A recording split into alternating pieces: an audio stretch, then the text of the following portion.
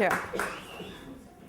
Well, hello. This is my first time at a Story Slam event and my first time on stage. Don't clap yet. We'll see. So I live in Lancaster County right now, but I grew up in just across the line in Chester County. My grandparents own a dairy farm, and as they neared retirement age, they decided it was time to sell the farm, scale down, get out of the business.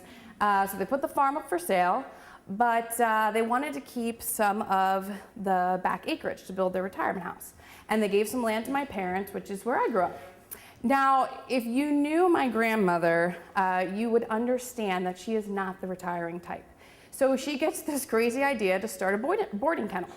Year-round, she has cats and dogs staying right there at the property. Well, the farm does sell, and a very nice Amish couple, David and Lydia, buy the farm. They take over the dairy operation, move in, and as neighborly neighbors do, they would periodically pop in and visit my grandparents. And this one particular morning, summer morning, was no different. My grandmother was out walking Oliver for his morning walk.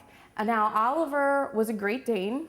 He stood about this tall. I remembered when he would jump up on my shoulders, he would stand about this tall.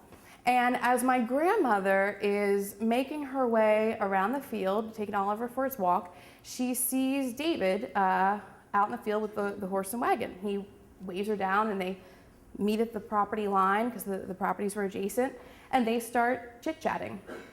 And Oliver, being the city dog that he was, must have realized that there was something a little strange about this bearded man with the funny clothes. Because out of nowhere, Oliver lunges at David and pinches him right here. Now, this is Lancaster County. You guys understand about Amish and how they have certain restrictions with their clothes. They can't use, fancy buttons and zippers, just a lot of straight pins.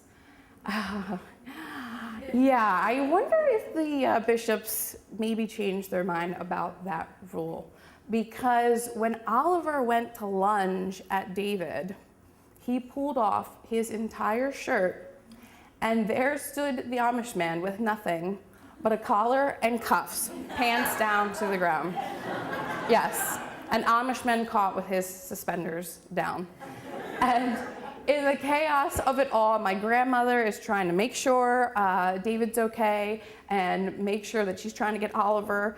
And poor David is standing there, and I can't help but wonder if he had wished that he planted or regretted that he had not planted corn that year.